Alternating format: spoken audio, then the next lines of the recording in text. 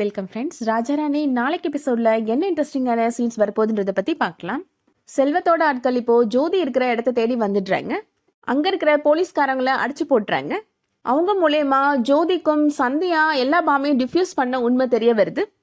எங்க பிளான் எல்லாத்தையும் கெடுத்துட்டே நீ அப்படின்னு சரவணன்ட்ட சொல்றாங்க ஜோதி. ஜோதியும் ஜோதியோட ஆட்களும் இப்போ சரவணனை கடத்திட்டு போறாங்க. இதுக்கிடையில சந்தியா இப்போ மறுபடியும் கேம்புக்கு வராங்க. அங்க இருக்கிற போலீஸ் ஆஃபீஸர்ஸ் எல்லாருமே அடிபட்டு கிடக்கிறத பாக்குறாங்க. என்ன நடந்துச்சு அப்படின்னு பதறி போய் கேட்குறாங்க சந்தியா. செல்வத்தோட ஆட்கள் ஜோதியை கூட்டிட்டு போனதை பத்தியும் சரவணனை கடத்திட்டு போனதை பத்தியும் சொல்றாங்க சந்தியாட்ட. இது கேட்ட உடனே சந்தியாவுக்கு ரொம்ப அதிர்ச்சி ஆயிருது.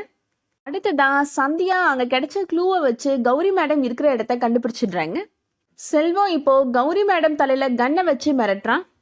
கௌரி மேடம் சொல்றாங்க, நீ என்னோட உயிரை பத்தி கவலைப்படாத சந்தியா, இங்கிருந்து போயிரு சந்தியா அப்படின்னு சொல்றாங்க.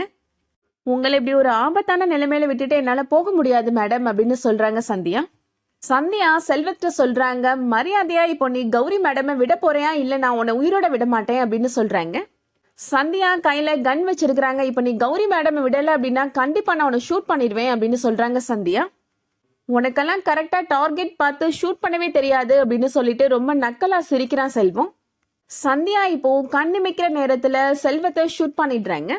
செல்வம் இப்போ சரிஞ்சு கீழே விழுறான். ஜோதி சொல்றாங்க, எங்க தலைவரை ஷூட் பண்ணிட்டா உன்னால கௌரி மேடமை காப்பாற்ற முடியும்னு நினைக்கிறியா? அது கண்டிப்பா முடியாது அப்படின்னு சொல்றாங்க. ஜோதி இப்போ கௌரி மேடம் தலையில கண்ணை வச்சு மிரட்டுறாங்க.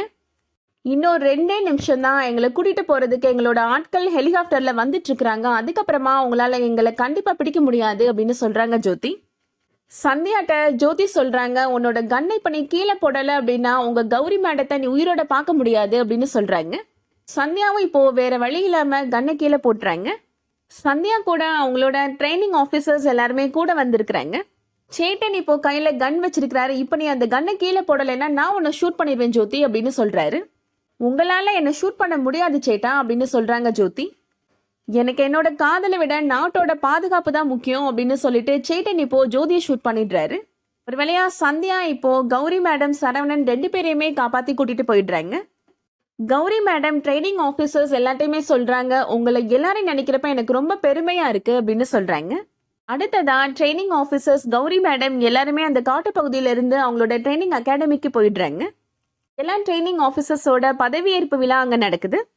கௌரி மேடம் அனௌன்ஸ் பண்றாங்க, இந்த வருஷத்துக்கான பெஸ்ட் கேடட் ட்ரோஃபி அவார்டை வின் பண்ணது சந்தியா தான். அது மட்டும் இல்ல, அவங்களோட சொந்த ஊருக்கே அவங்க போஸ்டிங் வாங்கிட்டு போறாங்க அப்படின்னு சொல்றாங்க.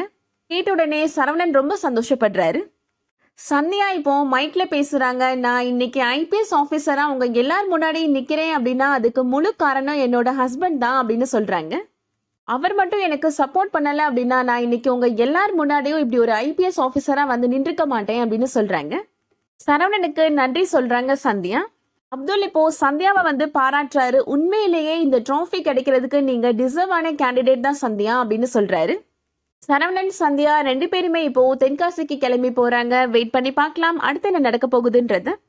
இந்த வீடியோ உங்களுக்கு பிடிச்சிருந்துச்சுன்னா லைக் பண்ணிக்கோங்க. ரெகுலரா சீரியல் அப்டேட்ஸ்க்கு நம்ம சேனலை சப்ஸ்கிரைப் பண்ணிக்கோங்க. தேங்க்ஸ் ஃபார் வாட்சிங்.